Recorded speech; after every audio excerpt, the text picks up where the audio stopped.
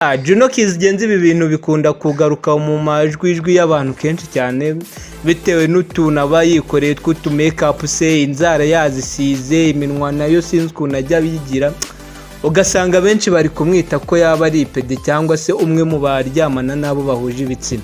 Ngiye ariko mbona ariko bimeze, ahubwo sinzi impamvu nawe batamushyira mu cya cyiciro cyangwa se ngo abigaragaza, agerageza no kubigaragaza mu ndirimbo ariko ntago bifata indi ntera. Ariko uriya mwana w'umuhungu mba mbona ameze nyine yitwara nka gikobwa ukuntu, sinzi niba ari umugabo cyangwa ari umukobwa. Ahari nkeka ko ariko byagakwiye kuba byamera mu itangazamakuru, ariko cyase nawe hari igihe kizagera akabitangaza, n'ukuntu sheri wiwe hari indirimbo yagiye yerura kuba wakoze na kare sheri wiwe. Ku bakunzi bacu rero tuba tubahaye akanya ko kugira ngo namwe mutubwire uko mubyumva muri komenti. Mujye namwe mucekinga mutubwire ati tubigenza gutya cyangwa se tubibona dutya, kandi tunababwira ngo nawe niba wifuza ko hari ikiganiro tugutambukiriza watubwira mu inbox.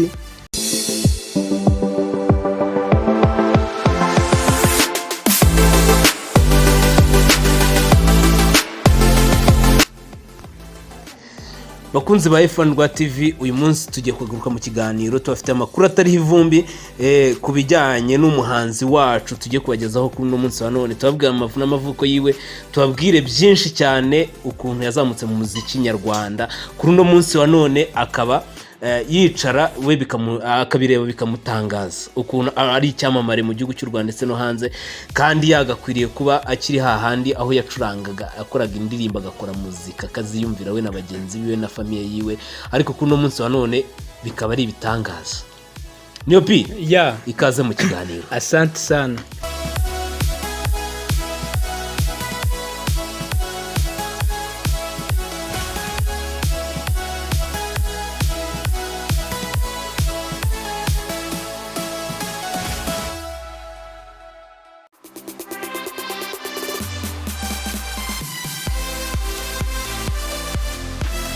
Turabwira ngo rero umuntu kuri no nkuru yacu dukesha inyarwanda.com nkuko byagaragaye kuri Instagram ndetse no ku zindi mbuga nkoranyambaga zigiye zitandukanye, aho Juno kizigenza yatangaje abamukurikirana ku mbuga zigiye zitandukanye avuga ati njyewe byari nk'inzozi kwiyumva kuri radio.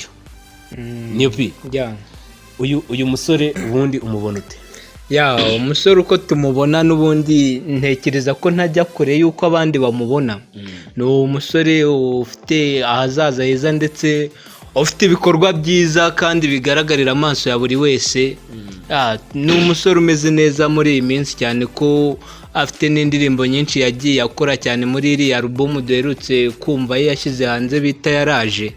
Ni umusore uhagaze neza cyane. Abo nge hari indirimbo yankomaguye. Ira ndirimbo ye bita indirimbo yita gukira Prism. Prism mani yakoreshejemo igikobwa cyari cyambaye cyane ku barebye behind scene yayo.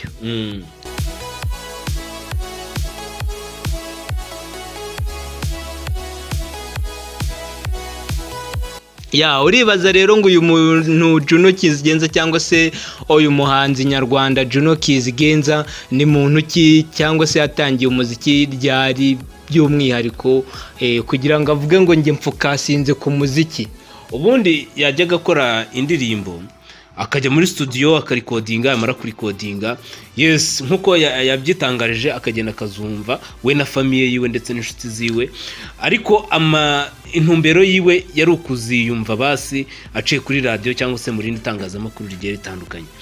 Ariko mu kwezi kwa gatanu mu matariki agera muri 2019 nibwo yaje gukora indirimbo ayishyiraho iri lyrics kuri YouTube ye channel bita Juno kizigenza.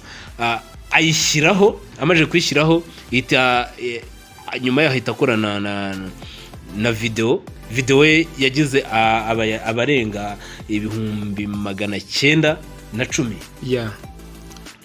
Bivuze ko ni indirimbo yakunzwe cyane, ariko we avuga ko mu mwaka w'ibihumbi 2020 aribwo yinjiye mu muziki noneho bya kinyamwuga.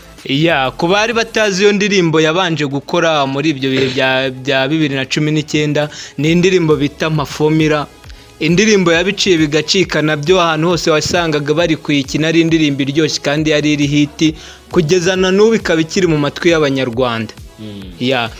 Juno Kizigenza rero akaba yatangarije abamukurikirana ku mbuga nkoranyambaga avuga ati iteka ryose umuhanzi aba yumva yakora ikintu ariko akaba azakigeza kure akumva ko azavamo umuntu ukomeye. Nge rero naricaraga numvaga ibintu byose ari nk'inzozi, ibyo nakoraga byose numvaga ari nk'inzozi, aho bigeze aho nakoze indirimbo yanjye ngiye kumva numva yumvikanye kuri radio. Niyo ndi kumva indirimbo kuri radio ni indirimbo yakoranye n'umuhanzi bita King James.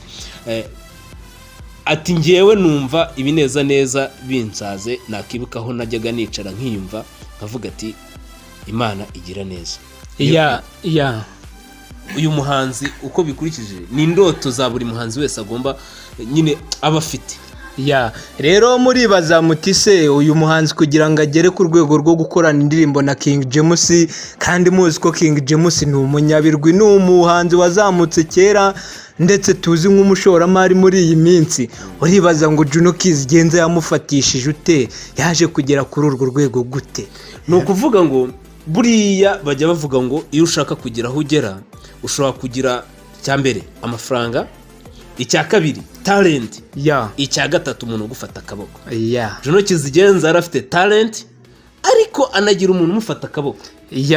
Umuntu wamufashe akaboko rero ni umuntu bita Bruce Melody. Uyu muhungu rero afite ibigwi cyane cyane, buri gihe tumugarutseho dusanga ibintu bye ari ibintu bikomeye cyane. Ni ibintu bikomeye cyane, umuntu ufite impano, umuntu ufite patience, kwihangana, umuntu ufite kupushinga abandi no gukora ibyiza cyane muri muzika nyarwanda cyangwa se mu bakiri bato, kububaha no kubazamura. Kandi ni umuntu navuga ko yishimira kubona bagenzi be hari indi ntambwe nziza bateho, dore ko nani bagezeho, dore ko uyu Juno Kizigenza atazamutse wenyine, nabwo yazamukanye n'umusore tuzi nka Kenisoro uherutse gukora ubukwe nawe ejo bundi mu minsi yashize, busa n'ubutaragaragayeho cyane ku mbuga nkoranyambaga ariko byarakozwe mu ibanga. Babikoze mu ibanga bari kwihishahisha gusa, buriya kamera z'abanyamakuru ziba zihari, baramuvumbuye bamenya ko umwana amushyize mu mago byarangiye.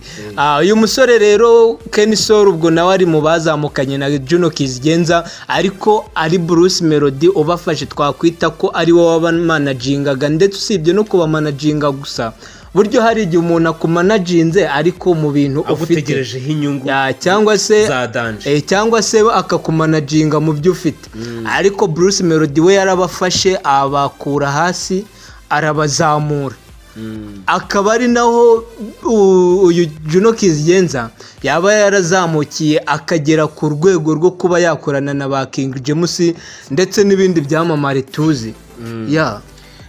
Juno Kizigenza rero ni umusore umaze gukora amahiti cyane hano mu gihugu cy'u Rwanda ndetse no hanze, aho yavuze ati ngewe ncyumva kuri radio Rwanda nimvishe mu ndirimbo nakoranye na King James, indirimbo bita iyo ni imwe mu ndirimbo 17 yashyize hanze kuri album ye yise Yaraje. Ibyo rero bikaba ari byo byamuhaye motivation ndetse binamuha gukora no kwiyumva muri muzika nyarwanda, aho avuga ati ngewe niyo nsubije amaso inyuma numvaga ibintu bitazagerwaho. Ariko amakuru ahari nuko uyu Juno Kizigenza akomeje gukora cyane. Ariko Kenisoro nawe sinzi niba uri kubibona, Kenisoro mba mbona murusha amahiti. Uriya muhungu ngo ni Kenisoro, wenda nubwo tutari bumugarukeho cyane, ariko nawe yubatse izina mbese ku buryo ni umusore uhora mu matwi y'abanyarwanda buri gihe, ndetse we n'umuziki w'icyo namubonyeho nuko ugera no hanze y'igihugu. Uri no mu bindi bihugu byo hanze bitewe n'amakorabo yagiye akora. Hari abasore benshi cyane yakoranye nabo amakorabo bo hanze, kandi bagenda bakora indirimbo ziryoshye nziza cyane. Ariko hari ibintu bivuga kuri Juno Kizigenza, ngewe njya ntohoza ibintu yikora, ngewe mba mbona Juno Kizigenza bimeze nkaho ashobora kuba nawe ari muri cya cyiciro cyaba hybrid. Juno Kizigenza ibi bintu bikunda kugaruka mu majwi y'abantu kenshi cyane, bitewe n'utuntu aba yikoreye tw'utu make up se, inzara yazisize, iminwa nayo sinzi ukuntu ajya bigira. ugasanga benshi bari kumwita ko yaba ari ipede cyangwa se umwe mu baryamana n'abo bahuje ibitsina. njye ariko mba mbona ariko bimeze, ahubwo sinzi impamvu nawe batamushyira mu cya cyiciro cyangwa se ngo abigaragaza, agerageza no kubigaragaza mu ndimi ariko ntago bifata indi ntera. Ariko uriya mwana w'umuhungu mba mbona ameze nyine yitwara nka gikobwa ukuntu, sinzi niba ari umugabo cyangwa ari umukobwa. Ahari nkeka ko ariko byagakwiye kuba byamera mu itangazamakuru, ariko cyase nawe hari igihe kizagera akabitangaza, n'ukuntu sheri wiwe hari indirimbo yagiye yerura wahoze na kare sheri wiwe. Ku bakunzi bacu rero tuba tubahaye akanya ko kugira ngo namwe mutubwire uko mubyumva muri komenti. Mujye namwe mucekinga mutubwire ati tubigenza gutya cyangwa se tubibona dutya. Kandi tunababwira ngo nawe niba wifuza ko hari ikiganiro tugutambukiriza watubwira mu inbox. Tubabwira ngo mujye mukora subscribe, share. Buriya niyo umuntu aduhaye ibitekerezo biradushimisha cyane ko tubireba aho twahera tugira ngo tubakorere inkuru. Ariko tubabwira ngo ukeneye kwiga gufata amashusho no kuyatunganya wagana heniyo pi, wagana muri P Image Studio. Muri P Image Studio rero turababwira ngo tubafasha kuba mwabungabunga imbuga nkoranyambaga zanyu, mukiga gufata amashusho no kuyatunganya. Dukora ubukwe, ama highlight, amafoto agiye ameze neza. Muri P Image Studio tubabwira ko ibintu byose ni ubutamu. Ariko wabahaye nimero badusanga hora bazishaka rero buriya cyangwa se bashaka serivisi zacu tubaha, batwandikira ku rubuga rwacu rwa Facebook F1.tv, cyangwa se bakaca ku cyo bita IG F1.tv, bakatwandikira kuri telefone cyangwa se kuri WhatsApp 0788083301. Izo ni nimero ushobora kwakaho serivisi aho wari uri hose mu gihugu cy'u Rwanda cyangwa se no hanze ku mipaka. Haryo bushize ntago twagiye mu gihugu cya Uganda twakoreyo naho muri iriya minsi. Hariya rwose urizamukira ugafata ubukwe bwawe tukabutunganya tukabuguha buri soft, tukanabuguha bwa produce. Ikiza nuko turazikora. Ikiza nuko ibintu wakoresheje muri P Image Studio ntabwo ujya ubibura kuko tubikubikira kuri ku mbuga nkoranyambaga zose we wakenera cyane cyane kuri email. Ku buryo iyo byatsi bamwe cyangwa se wabibuze ubikeneye uragaruka tukabiguha. Ako niko karushyo dufite. Alright, rero twababwiraga ngo turi ku muhungu wacu bita Juno kizigenza, aho akomeje gutungura abantu cyane ababwira ko uko we yiyumvaga ntago bitandukanye cyane nuko ubu ari. Yarazi ko atazigera aba icyamamare, ariko ubu ngubu ni icyamamare. Tubabwira ngo nawe rero ukizamuka menya ko uyu munsi ushobora kuba uri hano ariko ejo ukaba uri hariya, cyangwa se ukaba uri hariya hejuru mindani ejo ukaba uri hasi. Isi rero yabaye vice versa, nkuko uyu mwana w'umuhungu bimumereye neza. Tubabwira alright, yari P1 na niyo P. Tubabwira ngo it's la vista. Alright.